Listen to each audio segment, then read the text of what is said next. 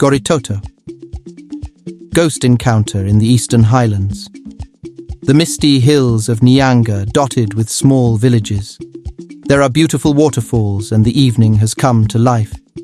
Villagers sit around a fire, their faces illuminated by the flickering flames.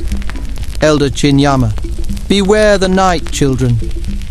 For in the darkness walks Goritoto, the restless spirit, tall as the trees, with a voice like thunder. If it speaks to you, do not panic. Speak as though you see only a man, to remind it of its death. That is to invite its wrath. The children huddle closer, eyes wide. Takunda, seated nearby, smirks slightly but says nothing.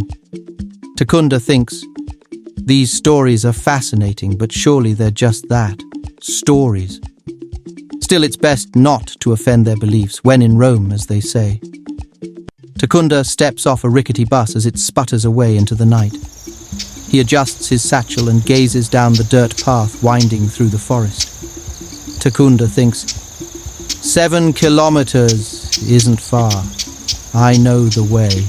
Besides, I'm more worried about hyenas than ghosts. The forest is alive with nocturnal sounds.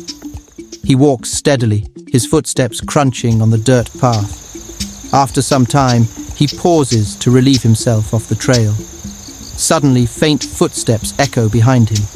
He freezes, then peeks through the bushes to see a figure approaching. Relieved, he steps onto the path. Takunda. Manheru Shamwari. Good evening, friend. The figure Nyasha stops abruptly, stiff as a board. Takunda. Don't be alarmed, my friend. I'm just heading to the school. Shall we walk together? Nyasha, hesitant. I suppose we can. But I prefer to walk ahead. Takunda nods, amused but respectful. They begin walking with Nyasha maintaining a 10-meter distance ahead. The two walk in silence, the moonlight casting long shadows. Takunda notices Nyasha's quick pace and struggles to keep up.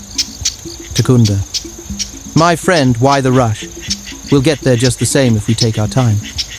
Nyasha glances back but doesn't slow down. Nyasha. I prefer to keep moving. Takunda chuckles softly and tries to close the gap. As soon as he does, Nyasha picks up his pace, almost jogging. Takunda stops, hands on his hips. Takunda thinks, this man is walking as though the spirits themselves are chasing him. Perhaps he's just cautious, but something feels off. Nyasha's face glistening with sweat despite the cool night. His eyes dart nervously from side to side. Takunda. Tell me, friend, what's your name? Nyasha. Takunda. Ah, Mercy. A good name. And where are you headed? Nyasha. Just up ahead.